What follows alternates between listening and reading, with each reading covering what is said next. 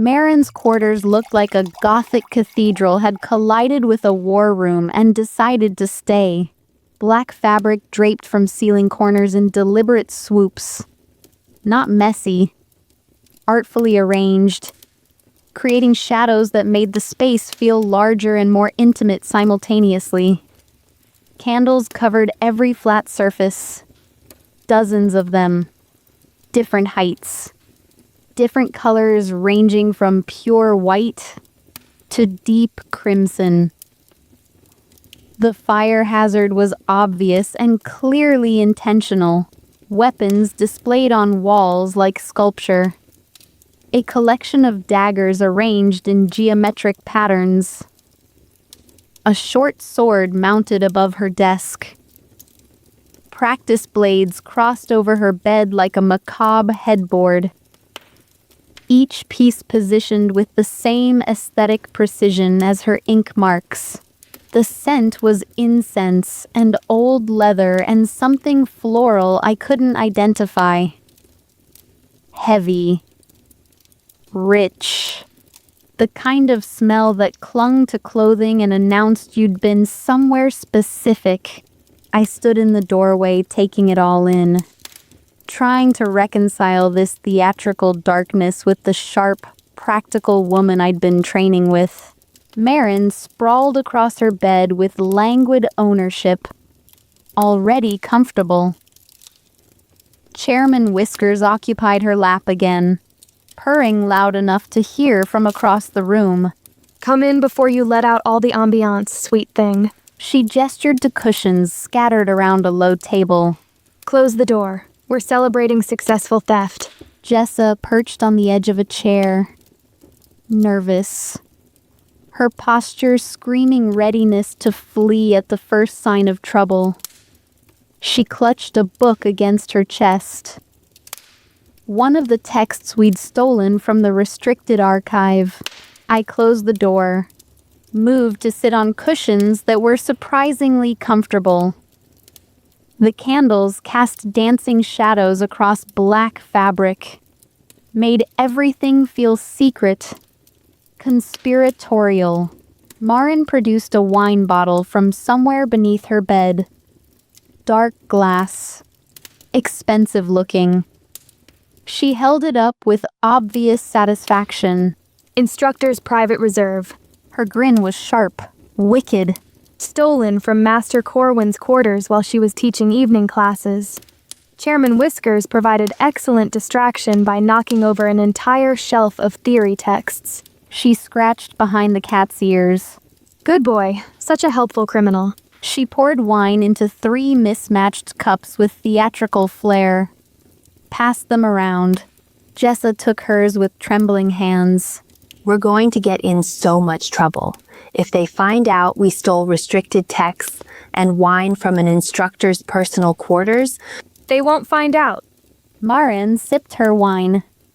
Casual confidence. Because we're not incompetent enough to get caught doing something this simple. And if we did get caught, I'd simply explain that the texts are for legitimate research, and the wine was already open when I found it. That's not... Jessa stopped. Started again. That's completely untrue and wouldn't hold up under any actual investigation and... Jessa, darling. Marin's voice went gentle, almost kind. Breathe. We're fine. The texts are for research. The wine is celebration for successful collaboration. Everything else is academic paranoia. I sipped the wine. It was good. Better than good. Rich and complex in ways academy rations could never achieve. The kind of thing instructors kept for special occasions or private enjoyment. Chairman Whiskers really knocked over a whole shelf? I asked. Magnificent chaos. Marin's expression went fond. Books everywhere. Master Corwin scrambling to catch falling volumes while scolding him in 3 languages. I had plenty of time to locate the restricted section keys and make impressions. You made key impressions? Jessa's voice went high. That's actual theft. Premeditated theft with planning and...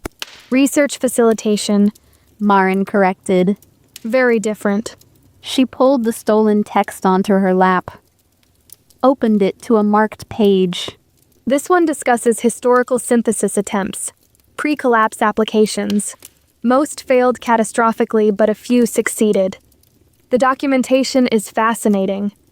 We spent the next half hour examining the text together, passing the book around, reading passages aloud, Jessa taking meticulous notes, the wine making everything feel warmer, easier, like the stolen knowledge was justified by genuine curiosity.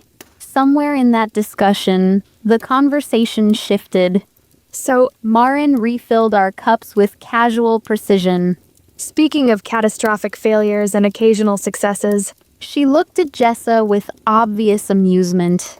you and Torin, what's happening there? Jessa flushed crimson.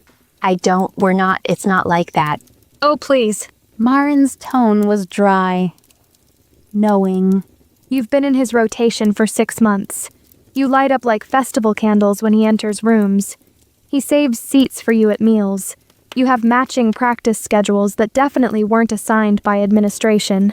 We're just, we work well together, and he's very kind, and I don't want to assume anything because maybe he's just being professional and... Jessa, Marin's voice cut through the spiral. he's courting you. Very deliberately. Very obviously. The only person who doesn't see it is you. Jessa clutched her cup. But I'm not. I mean, I'm just a scholarship student, and he could have anyone, and I'm terrible at combat applications, and You're brilliant. I surprised myself by speaking. Torin would be lucky to have you. Jessa stared at me, then ducked her head. thank you, but I still don't think, I mean, maybe you're both seeing something that isn't really there, and We're seeing a cleaver who's utterly besotted with a binder too anxious to notice. Marin sipped her wine. Quite entertaining, actually. You should put him out of his misery. Say yes to whatever he's clearly working up courage to ask. She turned her attention to me before Jessa could respond. And speaking of rotation complications, Her dark eyes pinned me with predatory focus. you and Kale, what's the situation there? I tensed immediately. The wine glass suddenly felt too heavy in my hands.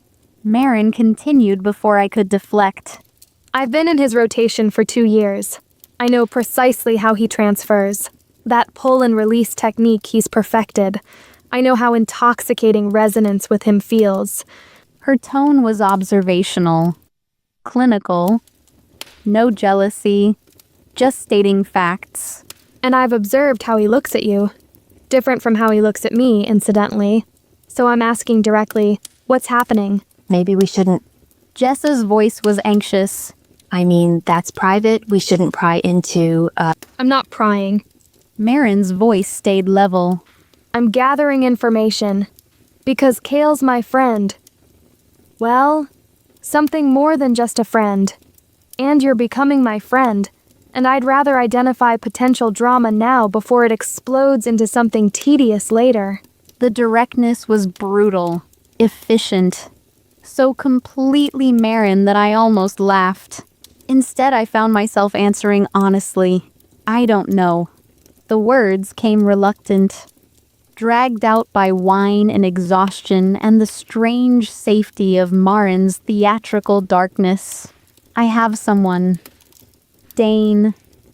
We're separated for safety. But I love him. I stopped, started again. And Kale is. I struggled for words that wouldn't betray too much. Wouldn't acknowledge the craving that built every time Kale was near. The way his ash felt during transfer. The almost kiss that still haunted me. Complicated. I finished. Marin nodded slowly, swirled her wine with languid grace. Complicated. How delightfully vague. She studied me with those dark eyes that missed nothing, saw too much. Here's the reality. Her voice went serious, lost the theatrical edge for just a moment. Then that wicked grin curved her dark lips. There's more than enough kale to go around for all his partners. I don't mind sharing him, sweet thing. It's the way of things for most cleavers and binders. She flexed her fingers, the ink patterns rippling. But I'd rather you didn't get hurt. And kale is... She paused, chose her words with deliberate precision. Kale. Magnificent and charming and utterly devoted to his own agenda. He won't change for you. Won't change for me. He has his own goals and he will try to make them your goals too if you don't guard yourself. Her dark eyes pinned me, serious beneath the theatrical presentation. Don't get drawn in too deeply by the charm, darling. He's a gorgeous trap wrapped in intellectual fascination and perfect transfer technique. Enjoy him. Use him. Just don't expect him to choose you over his mission. She met my eyes directly. And your Dane, whoever he is, sounds like the stability you actually require. Her tone stayed matter-of-fact. Not cruel, just honest. But you're allowed to be confused. You're allowed to desire more than one person. Just don't lie to yourself about what you're doing. She leaned forward slightly, candlelight catching the ink marks around her eyes. Self-deception is how people get destroyed. The words hit hard, true in ways I didn't want to examine. Jessa spoke quietly, surprising us both. And it's okay to not have everything figured out right away. Her voice was gentle, uncertain but genuine. I mean, we're still learning who we are, right? It's okay to be uncertain sometimes. That's normal. The kindness in her words made my chest ache. Normal. Like confusion was acceptable. Like not knowing was fine. I wanted to believe that. Wanted to accept that I could want kale without it meaning something terrible about my feelings for Dane. That desire wasn't betrayal. That complexity wasn't failure. But I couldn't quite get there. Marin seemed to sense my spiraling. Shifted the conversation with deliberate grace. Speaking of disasters, her grin returned, sharp and wicked. Jessa, tell Liv about the kettle incident. Oh no. Jessa flushed again. That was I don't want to talk about. She set her kettle on fire. Marin's voice carried dark amusement. While trying to boil water. Just water. Somehow created flames. I was reading while the water heated and I forgot about it and the water evaporated completely and... Jessa was talking faster, defensive. And apparently metal kettles can catch fire if they get hot enough with nothing inside them, and I didn't know that was possible, and... The entire kitchen filled with smoke. Marin laughed, low and rich. 3 students tried to create binding nets to scoop water from the sink simultaneously. Splashed everywhere. Created a small flood.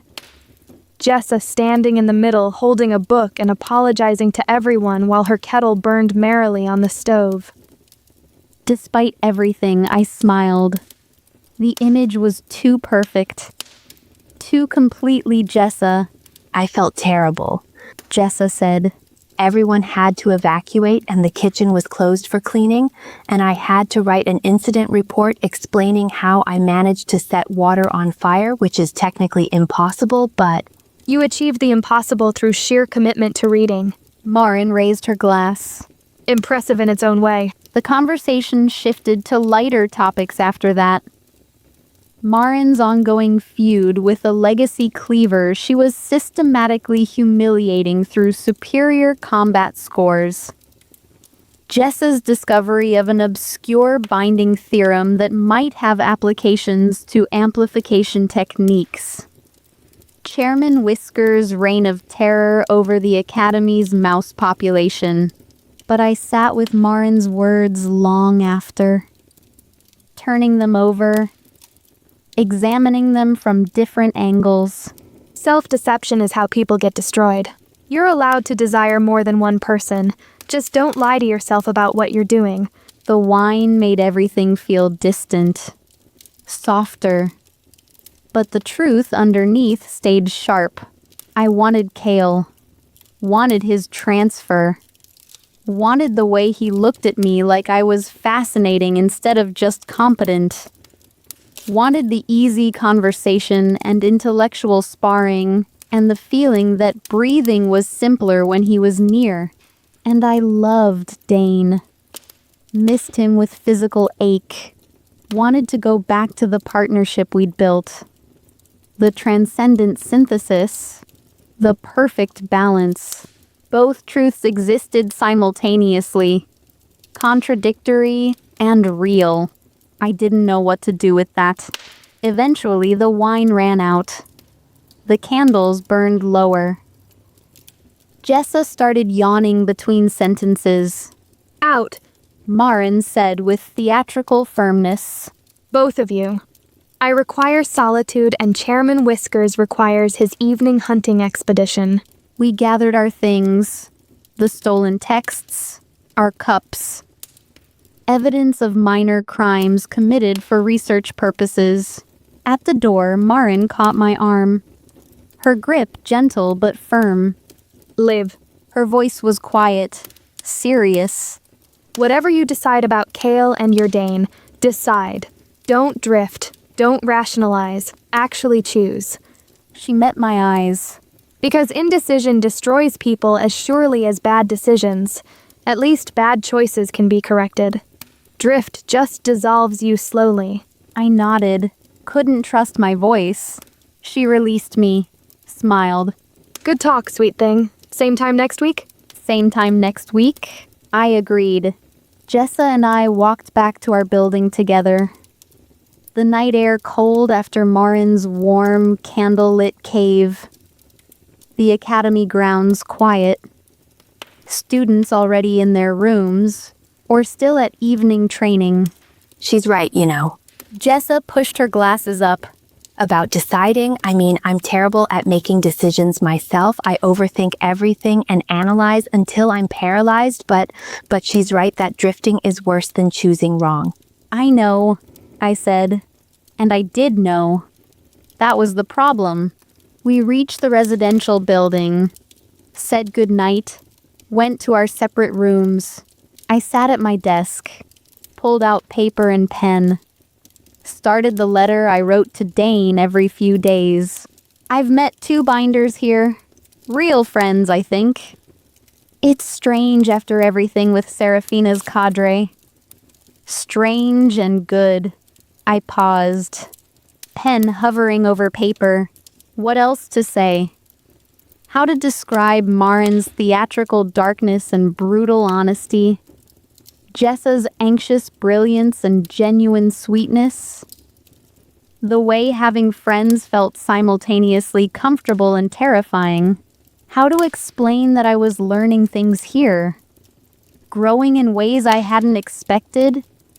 That Thornhaven was different from our academy in ways that felt important? How to admit that I missed him desperately while also feeling lighter without the constant weight of legacy politics and systematic sabotage? I didn't mention the conversation about Kale. Didn't mention Marin's assessment of revenge and emotional availability. Didn't mention that I'd been thinking about someone who wasn't Dane more often than was comfortable. The omission sat heavy on the page, visible through absence. Training is going well. I'm learning tactical thinking I was missing before. Master Oral is brilliant at breaking down exactly where my approach fails. The amplification techniques here are more advanced than ours. They have binders work together in ways that reduce ink accumulation. It's fascinating theoretically, even if it feels hollow compared to real transfer. I hope the island program is teaching you what you need. I hope you're safe. I hope the crystallization is stable. I miss you. I love you. I'll see you when this is over. Yours, Liv. I folded the letter, sealed it, set it aside for morning delivery. Then I sat in the darkness of my room, staring at nothing. The gap between what I'd written and what I felt was becoming a chasm, wider every day. deeper every transfer with Kale. More impassable every time I rationalized desire as tactical necessity. Self-deception is how people get destroyed. Marin's words echoed in the silence. I looked at my hands. The tremor was still there. Subtle, but present. The ink marks had darkened since this morning, spreading up my forearms, across my wrists. I needed transfer. Soon. Tomorrow, maybe. Definitely before I cast again. And I knew exactly who I wanted it from. The craving built like pressure with no release. Physical need mixing with emotional want, mixing with guilt so sharp it cut. I loved Dane. I wanted Kale. Both truths. Simultaneous, contradictory, real. I didn't know how to reconcile them. Didn't know how to choose between stability and fascination, between history and possibility, between the man who'd taught me vulnerability and the man who made breathing easier. So I sat in the darkness, alone with uncomfortable truths and stolen wine still warming my blood, trying to decide, failing. The letter to Dane sat on my desk, full of careful omissions and partial truths. The gap between what I wrote and what I felt kept growing. Eventually, I'd have to bridge it. Eventually, I'd have to choose. But not tonight. Tonight, I just sat with the discomfort. Let myself feel confused without trying to solve it. Let myself want without immediately rationalizing why. It was harder than I expected. Growth usually was. I tried to sleep. Couldn't. The tremor in my hands had spread. My whole body felt restless. Wrong. Like my skin didn't fit properly anymore. The ink accumulation building pressure behind my eyes, making my teeth ache, making my channels scream for relief they couldn't have. I closed my eyes, tried to force my mind quiet. Instead, I saw Dane, his crystalline eyes, his hands on my skin, the way our magic spiraled together into transcendent synthesis. The pleasure of transfer mixing with physical intimacy until I couldn't separate them. Until touching him felt like breathing. Like living instead of just surviving. I wanted him. Missed him with physical ache. But then his face shifted. Flickered. Became Kale. Kale's sharp grin. His hands tracing patterns on my wrist. The pull and release technique Marin had mentioned. The way his ash felt during transfer. Different from Dane, but equally perfect. Equally addictive. The half-dream blurred them together. Dane's intensity with Kale's verbal charm. Dane's strength with Kale's dexterity. A mashup that made no sense but felt inevitable in the strange logic of almost sleep. I saw myself kissing someone who was both, and neither. Felt transfer pleasure building like liquid fire through my channels. The addictive glory of it. The ecstasy that made everything else feel hollow and insufficient. Sex and magic blurring until they were the same thing. Until I couldn't tell where physical sensation ended and magical resonance began. The need woke me completely. I lay in darkness. Heart racing. Body aching for release that wouldn't come. Channels screaming. 2 days. Marin had said I had 2 days before accumulation became dangerous. I had less than that now. Maybe hours. Maybe minutes if I tried to cast again. I needed transfer. Real transfer. Not the clinical efficiency of amplification, not the hollow satisfaction of solo casting. Actual relief. I couldn't sleep. Couldn't lie still.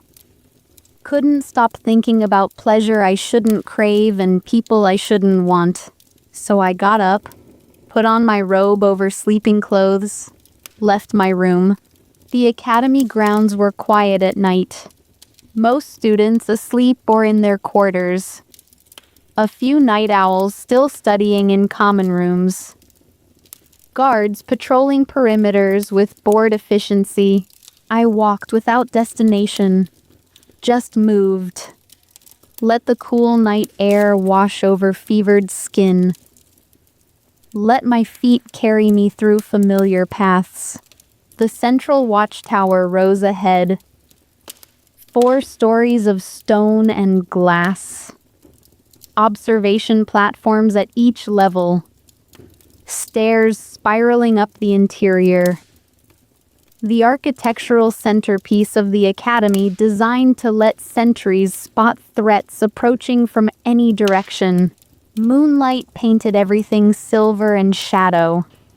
The grounds looked different at night. Less institutional.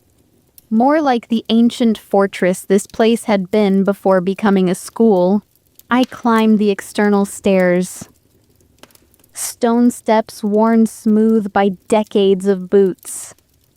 Each landing offering wider views, higher perspective, more distance from problems that felt too close on the ground. At the 3rd floor landing, I stopped. Someone was walking along the outer railing. Not on the platform. On the railing itself.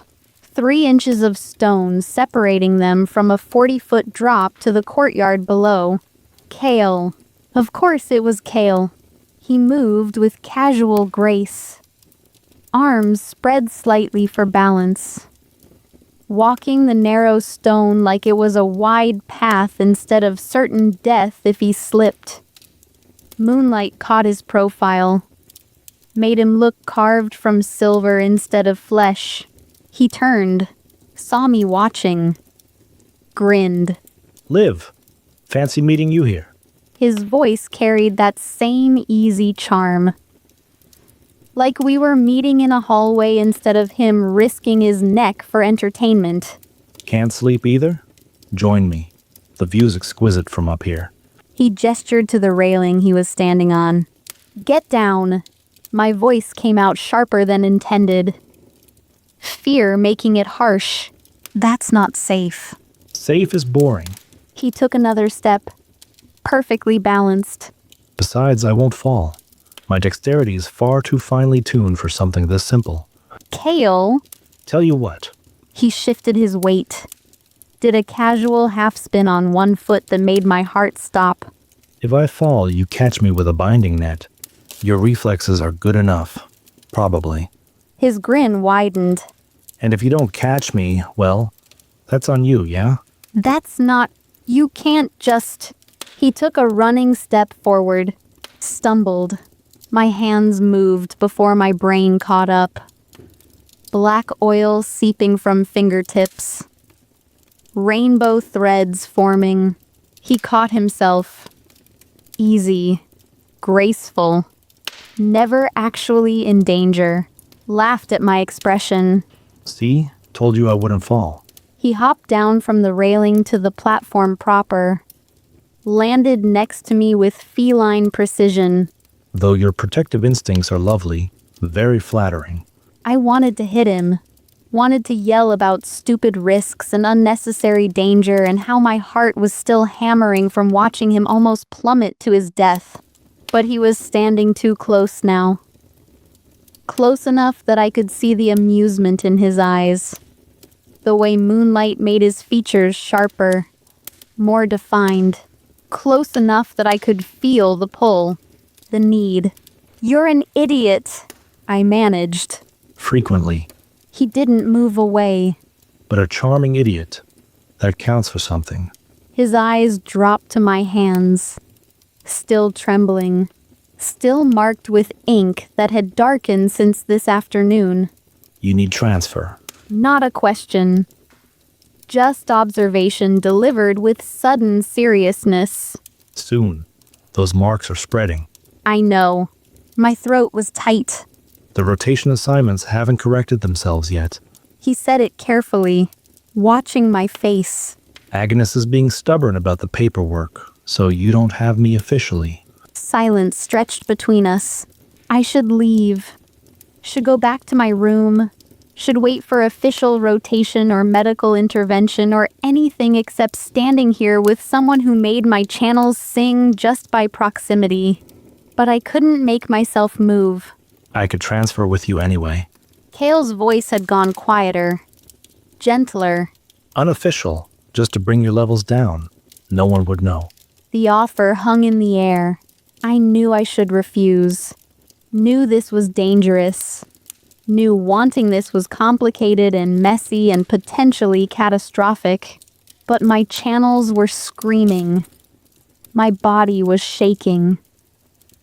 The withdrawal symptoms had built to unbearable pressure. And he was right there, offering exactly what I needed. Just a quick transfer, I heard myself say, to stabilize my levels. Rationalizing. Already rationalizing. Making it tactical instead of admitting I wanted this. Wanted him. Wanted the pleasure I knew his ash would bring. Self-deception is how people get destroyed. Marin's words echoed in my mind, but I ignored them. A kiss? Kale asked, his voice still gentle. Hand-holding works, but slower. Kiss is more efficient. I nodded. Couldn't trust my voice. He stepped closer, slowly, giving me time to change my mind. Time to pull away. I didn't pull away. His hand came up to cup my jaw. Gentle. Careful. Like I was something precious that might break. Last chance to run, Liv. His eyes searched mine. Because if we do this, it's going to feel really good. And you're going to feel guilty about how good it feels. And I don't want to be something you regret. The honesty in his voice almost broke me. But the need was stronger. Just kiss me, I whispered. He did. His lips met mine. Soft at first. Gentle. Testing. Then the transfer hit. Silver light flooded my channels. His ash pouring into me with devastating ease. Not the pull and release technique he'd used before. Just steady flow. Gentle, but complete. My ink responding immediately. Flowing into his system. The exchange perfectly balanced. The pleasure bloomed like liquid fire. I gasped against his mouth. Couldn't help it. The sensation was overwhelming. Everything I'd been craving. Everything I'd been denying myself. Better than I remembered. Better than the half-dreams that had tormented me. Kale made a sound too. Low in his throat. His hand tightened on my jaw. The transfer picked up. Gentle flow becoming torrent. Ash and ink spiraling together with the same transcendent ease I'd found with Dane. That perfect synchronization. That sense of completion. It felt like the best sex. Like the best high. Like every addiction I'd ever fought rolled into one overwhelming sensation. I wanted more. Needed more. My hands came up to grip his shirt. Pulled him closer. Deepened the kiss without conscious thought. He responded immediately. His other hand finding my waist. Pulling me against him. The transfer intensifying with increased contact. And I saw it. Just for a moment. The desire burning in his eyes when we broke apart for air. He wanted this too. Wanted me. Not just the transfer.